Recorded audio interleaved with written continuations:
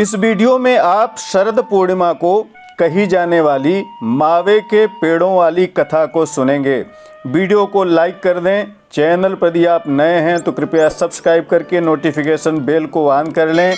Comment में लक्ष्मी माता की जय लिखना मत भूलिएगा।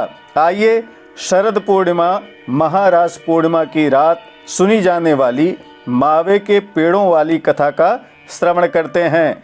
बोलिए लक्ष्मी मैया की जय। श्री गणेशाय नमः। बहुत समय पहले की बात है। नारायण नारायण जपते हुए भगवान नारद जी विष्णु लोक को पहुंचे। विष्णु भगवान की स्तुति वंदना भक्ति भाव पूर्वक करने लगे। तब भगवान विष्णु प्रसन्न होकर प्रकट हुए और बोले, हे मुने, कैसे आगमन हुआ? आप कैसे विष्णु लोक में आए? मुझसे कहिए, जो कुछ भी आपके मन में है वह मुझे बताइए। नारद जी ने कहा, हे प्रभु, आप तो अंतर्यामी हैं, आप सब जानते हैं।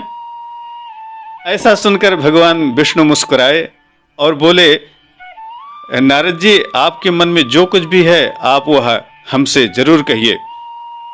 नारद जी ने कहा, हे प्रभु, जैसी आपकी आज्ञा। प्रभु, मैं मृत्युलोक में गया था, वहां भ्रमण करके वहां से आ रहा हूं। वहां पर देख रहा हूं कि जितने भी प्राणी हैं सभी नाना प्रकार की योनि में उत्पन्न होकर के क्लेश को भोग रहे हैं, कष्टों से दुखित हैं।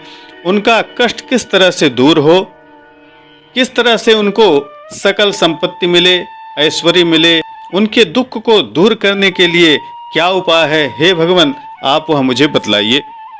नारद जी के वचन को सुनकर भगवान विष्णु बोले, हे नारद, मैं एक उत्तम व्रत को बतलाता हूं।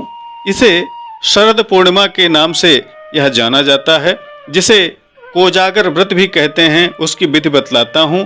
उसे विधि विधान पूर्वक करने से जितने भी कष्ट हैं वह सब खत्म हो जाते हैं और सुख संपत्ति की प्राप्ति होती है। मथुरा नगरी में सुभद्रा नाम की एक ब्राह्मणी रहती थी। वह शरद पूर्णिमा का व्रत हमेशा किया करती थी। भगवान उससे प्रसन्न हुए और इच्छित वरदान देते हुए सुभद्रा से बोले, हे सुभद्रे, यह जो तुम शरद पूर्णिमा का व्रत विधान करती हो उसे अन्य लोगों को भी बतलाओ। ऐसा जब सुभद्रा ने सुना तो सुभद्रा ने एक साहूकार को यह व्रत की विधि बतलाई। साहूकार भी ध्यान से इस व्रत को सुना। सुभद्रा बोली, मैं शरद पूर्णिमा का व्रत करती हूँ। मेरे पास जो भी ऐश्वर्य, जो कुछ भी संपत्ति है, यह उसी का फल है। जब साहूकार ने ऐसा सुना तो साहूकार ने सुभद्रा से पूछा, हे देवी, इस व्रत को करने की क्या विधि है, कैसे करना चाहिए, यह सब आप हमें बतलाइए। सुभद्रा बोली कि एक लकड़ी के पटरे पर एक लोटा पवित्र जल भर कर रखें। रोली से उस लोटे पर स्वस्तिक का चिन्ह बनाएं। उसके बाद पीतल के गिलास में गेहूं के दाने भरकर वहां पर रखें। गिलास के पास दक्षिणा चढ़ावें। उसके बाद स्वयं अपने मस्तक पर तिलक करें। तदुपरांत 2.5 पाव शक्कर, 2.5 पाव खोआ, दोनों को मिलाकर 6 पेड़े बनावें और पूजन करके एक पेड़ा प्रभु को चढ़ा दें और दूसरा पेड़ा स्वयं पति देव के साथ अथवा जिनका अभी विवाह नहीं हुआ है वह स्वयं उस पेड़ा का ग्रहण करें। तीसरा पेड़ा अपने किसी मानदान, किसी ब्राह्मण को दें, जैसे भांजे, भांजी, ननद, बहन आदि को दिया जाएगा। चौथा पेड़ा अपनी सहेली से बदलें। यदि सहेली न बदले तो मंदिर में चढ़ा दें। जो सहेली 6 माह व्रत रखे उसे ही वह पेड़ा देना चाहिए। 5वां पेड़ा घर के सदस्यों को बांट दें। 6ठा पेड़ा जो है उसका फिर से 6 भाग बनावें। पहला भाग तुलसी जी को चढ़ावें, दूसरा गौ माता को खिला दें, तीसरा अहीर को दें, चौथा गर्भवती स्त्री को खिलावें, 5वां राह में कोई बालक दिखे तो वह 5वां टुकड़ा उसे दें तथा 6वां कुंवारी कन्या को खिलावें। इस प्रकार 6 पेड़ा वितरित करना चाहिए। लोटे में रखे हुए जल से जब चंद्रमा उदय हो तो चंद्रमा को अर्घ्य प्रदान करें। इस तरह से सुभद्रा ने साहूकार से समस्त व्रत की विधि को बतलाया। साहूकार अपने घर गया और अपने पत्नी से यह व्रत रखने के लिए कहा। तब उसकी पत्नी ने वह व्रत की विधि पूछी। साहूकार ने उसे व्रत की विधि बतलाई। साहूकार की पत्नी ने उस व्रत को किया, जिसके फल से, जिसके प्रभाव से साहूकार को 2 पुत्रियां उत्पन्न हुईं। उसके घर 2 कन्याओं का जन्म हुआ। बड़ी का नाम उसने सावित्री रखा और छोटी का नाम चंद्रमुखी। दोनों कन्याएं पूजन कार्यों में बहुत रुचि रखती थीं।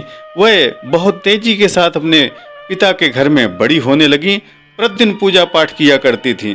बहुत जल्दी से देखते देखते वह बड़ी हो गईं, विवाह के योग्य हो गईं। उनका विवाह संपन्न घराने में करा दिया गया। दोनों बहनें शरद पूर्णिमा का व्रत करती थीं। बड़ी बहन सावित्री बहुत ही विधि विधान से व्रत करती थी, अतः उसे सुंदर संतान की प्राप्ति हुई। इसके विपरीत छोटी बहन चंद्रमुखी आधा अधूरा ऐसे वैसे मन करके व्रत कर लिया करती थी, जिसके कारण उसे महा दुख की प्राप्ति हुई। उसके पुत्र कुछ दिन ही जीवित रहते थे, फिर वे मर जाते थे। इस कारण चंद्रमुखी बहुत दुखी रहा करती थी।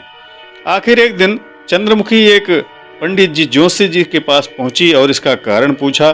तो जोशी जी ने कहा कि तुम शरद पूर्णिमा का अधूरा व्रत करती हो, जिसके कारण तुम्हारी यह दशा हुई है, तुम्हारे पुत्र नष्ट हो जाते हैं। तुम अपनी बड़ी बहन सावित्री से इसका विधि विधान पूछ लो, जैसा वह व्रत को करती हैं उसी तरह तुम भी करो। लेकिन चंद्रमुखी को इस बात पर विश्वास नहीं हुआ। अगली शरद पूर्णिमा जब आई तो चंद्रमुखी ने फिर व्रत को किया, लेकिन भाग्यवश फिर भी वह व्रत अधूरा ही रह गया, जिसके कारण उसका पुत्र मृत्यु को प्राप्त हो गया। चंद्रमुखी ने अपने मृत पुत्र को उसी पटरे पर लिटा दिया जिस पर वह पूजा किया करती थी। भगवान की इच्छा संयोगवश उसकी बड़ी बहन सावित्री उसी दिन उसके घर पर आई।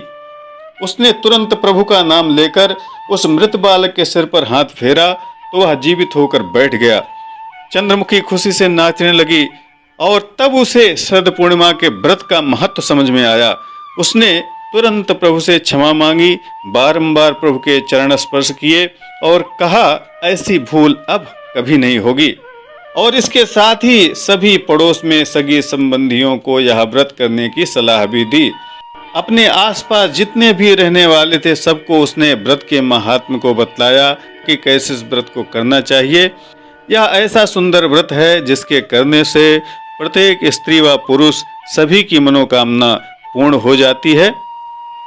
घर में भगवती महालक्ष्मी का वास होता है। महालक्ष्मी की कृपा हमेशा बनी रहती है। भगवान नारायण का आशीर्वाद घर पर रहता है। जो पति की इच्छा से कन्याएं व्रत को करती हैं उसे सुंदर पति की प्राप्ति होती है। जो पुत्र की इच्छा से व्रत को करती हैं उन्हें पुत्र प्राप्त होता है। जिन्हें धन धान्य की इच्छा है उन्हें धन धान्य मिलता है। जो किसी कष्ट दुख रोग से पीड़ित हैं उनका कष्ट मुक्त हो जाता है। इस तरह से यह सुंदर व्रत है जिसे हर वर्ष शरद पूर्णिमा के दिन करना चाहिए और इसके साथ साथ रात्रि में जागरण अवश्य करना चाहिए। भगवती लक्ष्मी की असीम कृपा प्राप्त करने के लिए श्री सूक्त, कनक धारा स्तोत्र इत्यादि का पाठ अवश्य करे, हवन करे, पूजन करे। बोलिए लक्ष्मी नारायण भगवान की जय, बोलिए चंद्र भगवान की जय। भगवान ने जैसे चंद्रमुखी की इच्छा पूर्ण की वैसे ही सबकी इच्छा पूर्ण हो, यही कामना करते हुए इस कथा का समापन करते हैं। आशा है वीडियो आपके लिए उपयोगी होगी। जरूरतमंदों को शेयर करना मत भूलिएगा। प्रामाणिक व्रत पर्व त्योहार, ज्योतिष, वास्तु तथा ग्रह बाधा निवारण संबंधी जानकारियों के लिए बने रहें हमारे साथ। नमस्कार। जय विश्वनाथ।